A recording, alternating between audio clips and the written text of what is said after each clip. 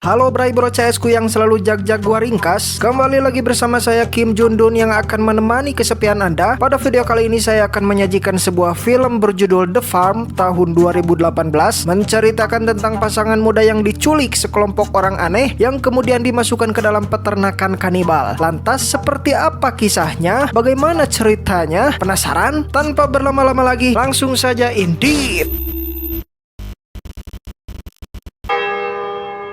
Kisah akan bercerita tentang sepasang kekasih bernama Nora dan pacarnya Alex yang hendak berlibur ke sebuah pelosok desa. Di tengah perjalanan si Nora tiba-tiba kebelet pengen buang air kecil, tetapi MCK, SPBU bahkan musola sekalipun masih terlihat jauh, sehingga Alex menyuruh Nora untuk menahannya sebentar.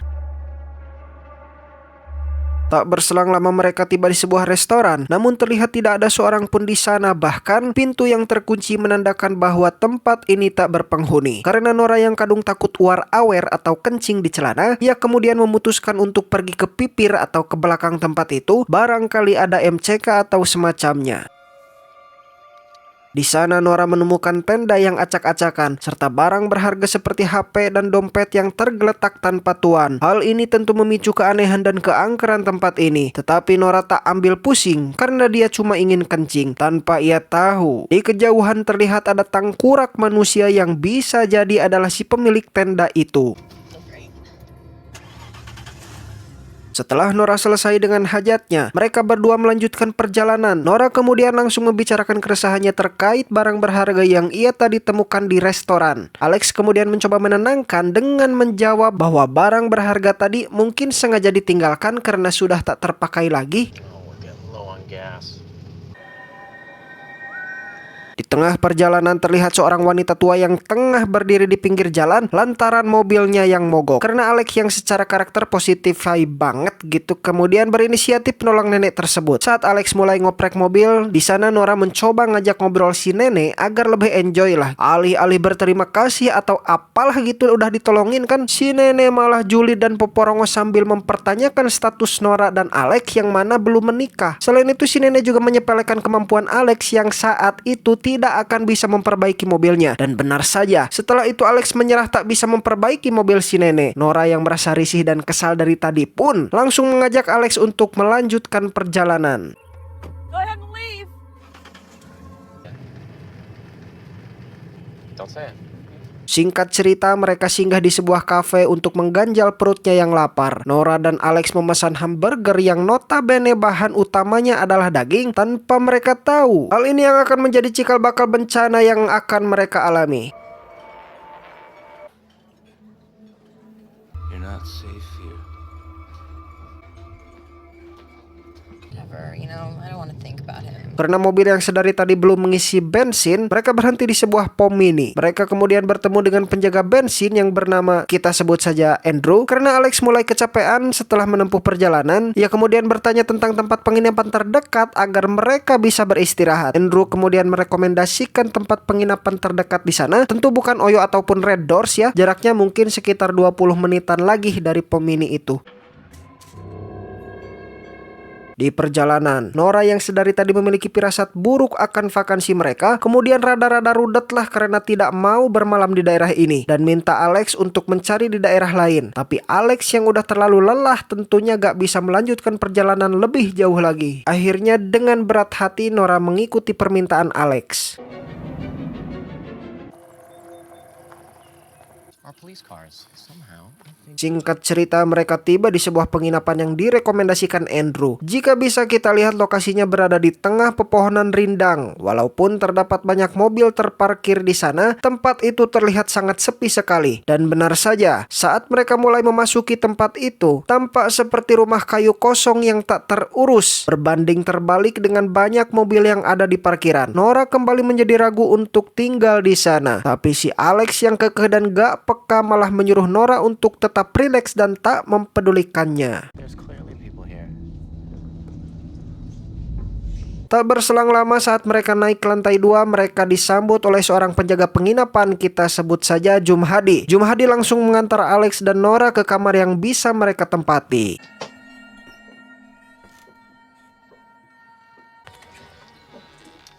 Welcome. Thank you. Sesampainya di kamar, Jumhadi menjelaskan bahwa penginapan tersebut dulunya diurus oleh Nyai Anderson. Setelah si Nyai wafat, dia yang kini mengurus penginapan tersebut. Dan awalnya penginapan tersebut digunakan untuk kelompok pramuka atau acara-acara gereja. Dikarenakan semakin jarang orang mengunjungi tempat ini, Jumhadi kemudian mengubahnya menjadi motel. Dan si Nora yang sedari tadi merasa risih dengan kehadiran Jumhadi, langsung memotong obrolan mereka dan menyuruh Jumhadi untuk pergi. Beberapa waktu kemudian malam pun tiba. Mereka bersiap untuk beristirahat setelah menempuh perjalanan yang sangat jauh. Setelah mereka masuk ke kamar, Alex dan Nora segera berbaring di kasur untuk bersiap tidur. Tanpa mereka sadari, ada seonggok orang yang bersembunyi di bawah kasur dan tiba-tiba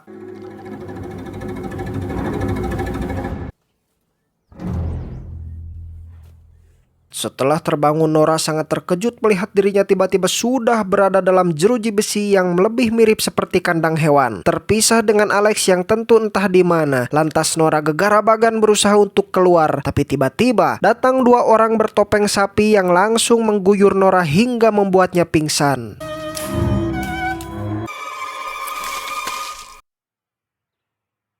Kini Nora telah dalam keadaan terikat di kaki dan tangannya, bahkan dalam keadaan ngadengkak kalau istilah Sundanya. Kakinya digantung ke atas untuk kemudian disuntikan suatu cairan ke palawangan si Nora dan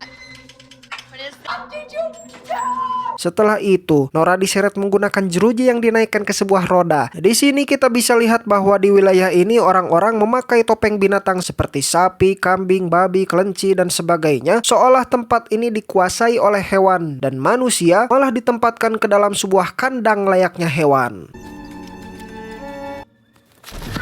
Beralih ke si Alex yang juga sudah ditangkap dan dimasukkan ke dalam kandang, terlihat juga ada banyak sekali pria yang dikurung di sana, dan kini terjawab sudah mengapa di parkiran terlihat banyak kendaraan tapi tidak ada keramaian di penginapan. Ternyata para pengunjung tersebut telah diculik dan dimasukkan ke dalam kandang layaknya hewan ternak. Tak berselang lama, pria bertopeng hewan kemudian langsung melumpuhkan orang-orang dalam kandang, yakni dengan cara memukul bagian ubun-ubun kepala mereka, termasuk si Alex yang sedari awal film keras kepala hingga menginap di tempat seperti ini.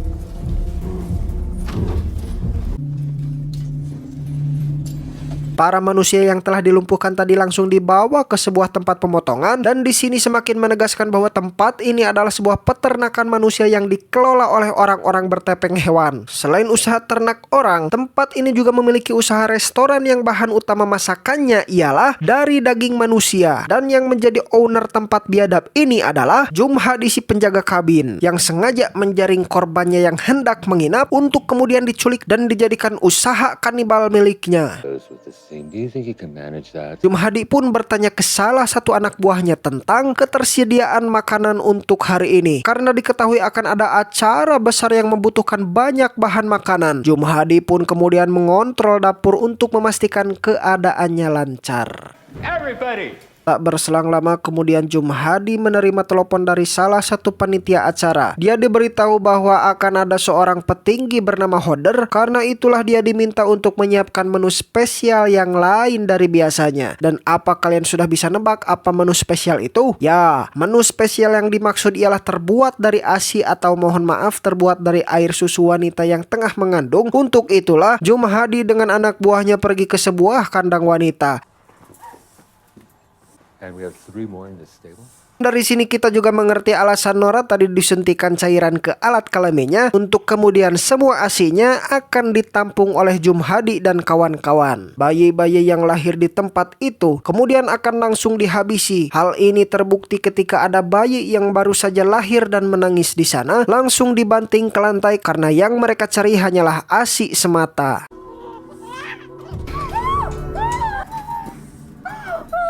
Setelah ASI yang dibutuhkan terasa cukup, Jumhadi kemudian menyuruh anak buahnya untuk membawanya ke dapur. Saat Jumhadi dan kawan-kawannya pergi, terlihat ada Andrew, si tukang bensin, ternyata juga ada di sana. Andrew lalu mencoba mengajak ngobrol dan menenangkan si wanita yang kehilangan bayinya tadi, tapi karena sama-sama dari kelompok si Jumhadi, Andrew kemudian dibentak dan terjadi percekcokan di antara mereka. Beralih ke Jumhadi yang mendapat komplain dari salah satu pelanggannya lantaran menemukan gigi yang tertancap di makanan si pelanggan. Jumhadi pun lantas meminta maaf dan akan menggantinya. Kemudian datang seorang pria bertopeng yang memberitahu bahwa salah satu penghasil susu telah tewas entah kenapa. Lantas mereka langsung pergi ke sana. Terlihat bahwa wanita yang terbunuh tadi tertancap kayu di bagian dada, dan di kayu tersebut tertulis nama Andrew yang tentunya tadi sempat beradu mulut dengan wanita malang tersebut.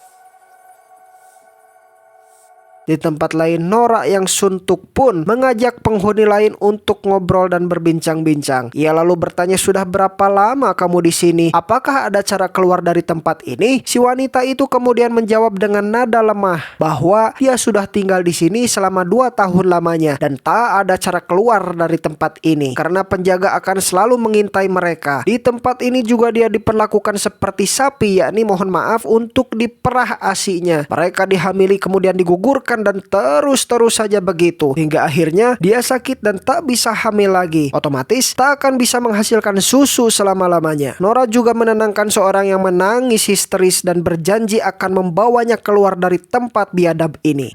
We're gonna get out of here, okay? No, we can't. We will, I promise. Beralih ke pria bertopeng yang disuruh Jumhadi untuk mencari Andrew akibat ulahnya yang merenggut nyawa wanita penghasil susu. Andrew kemudian ditemukan di sebuah gedung saat sedang bermain-main dengan kepala manusia. Diketahui bahwa Andrew ini memiliki keterbelakangan mental sehingga sifatnya kekanak-kanakan dan dia seringkali mempermainkan nyawa atau bagian tubuh manusia. Lantas si pria bertopeng menyeret Andrew untuk menghadap Jumhadi. Di sana Andrew diceramahi dan diberi hukuman untuk memberi makan ternak mereka. Don't let him out of your sights.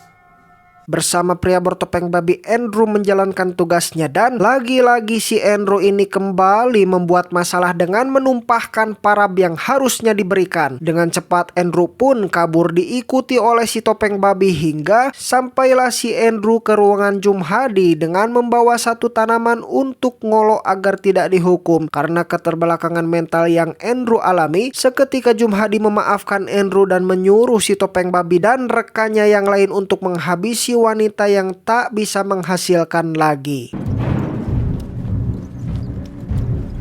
Dan seperti yang sudah kita bisa tebak, wanita tersebut ialah wanita yang sakit yang sempat mengobrol dengan Nora. Dan tiba-tiba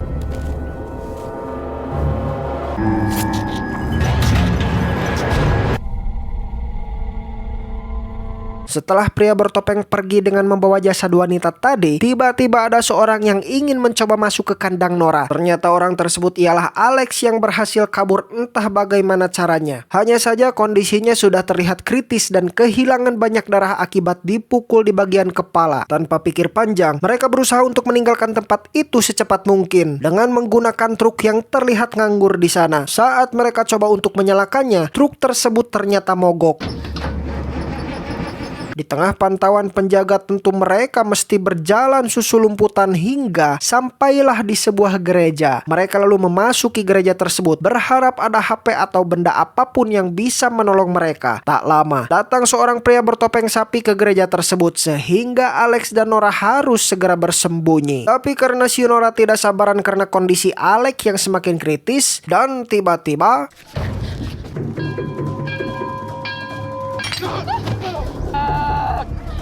ya, Alex akhirnya tertangkap setelah terjebak pada sebuah ranjau. Karena sudah tak tertolong lagi, Alex kemudian mengorbankan dirinya dan menyuruh Nora untuk pergi duluan. Sementara itu ia harus tewas dengan batu yang ditimpakan ke kepalanya. Nora pun kemudian sampai di sebuah kandang pria yang dikurung di sana. Nora kemudian bertanya ke salah satu pria yang dikurung terkait apakah ada jalan keluar dari tempat ini. Si pria itu pun menjawab yakni dengan cara menaiki sebuah bus yang kuncinya terdapat di kamar belakang rumah utama. Setelah mendapatkan info itu, dengan cepat Nora pergi ke parkiran. Namun di sana terdapat salah seorang pria bertopeng kelinci yang sedang mengeluarkan barang-barang dari bagasi. Seketika Nora mengambil sebuah palu dan menghantamkannya pada si pria bertopeng kelinci.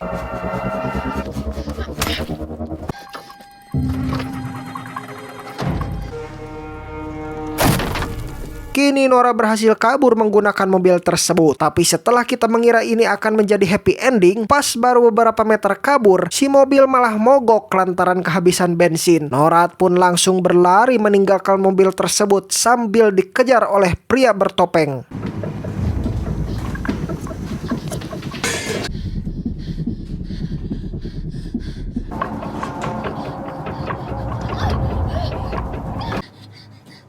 Tentu dengan kekuatan cicilan pay later yang belum terbayar, Nora berlari sangat kencang hingga tak terkejar dan sampailah di kandang tempat ia dikurung sebelumnya untuk mengajak temannya yang tadi histeris yang ia janjikan untuk bisa pergi kabur bersama. Nora dan rekannya kini berhasil menemukan bus yang ia cari dan PR selanjutnya yakni Nora harus mencari kuncinya di rumah utama. Dan qadarullah, ternyata kunci tersebut bisa ia dapatkan dengan mudah, tapi saat hendak menyalakan mobil tanpa mereka sadari,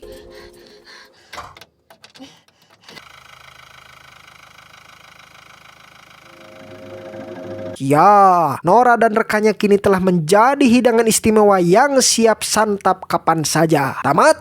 Nonton film ini tentu ada beberapa catatan penting yang ingin saya sampaikan selaku instruktur senam. Pertama yakni terkait plot cerita yang tidak menawarkan sesuatu yang baru, karena film dengan konsep manusia yang diperlakukan seperti hewan ini atau ternak sebelumnya pernah digunakan, yakni pada film berjudul The Texas Chainsaw Massacre dan Hostel. Selain itu, karakter-karakter dalam film ini cenderung datar dan kurang dikembangkan. Jadinya ya kita sebagai penonton mungkin merasa sulit untuk merasa terikat atau peduli dengan nasib mereka. Jadi mau dia mati bagaimanapun ya bodoh amat gitu akhirnya. Nah, apalagi terkait latar belakang si Jumhadi dan peternakan ini tuh seperti apa, kenapa banyak orang yang akhirnya mau gitu untuk melakukan peternakan kanibal ini. Misal apakah selain karena uang ada backingan yang lebih tinggi lagi sehingga mereka berani melakukan tindakan-tindakan kanibal itu. Tapi walaupun begitu, saya sarankan kalian semua menonton sendiri ya biar experience-nya dapat. Dan pesan yang bisa kita ambil dari film ini ialah kewaspadaan adalah kunci keselamatan. Jadi jangan pernah menganggap remeh situasi di sekitarmu saat ini. Berhati-hatilah dalam setiap langkahmu karena kematian bisa datang tanpa memberitahumu. Saya Kim Jundun selaku instruktur dari Galapagos pamit undur diri. Sampai jumpa di video selanjutnya. Gracias.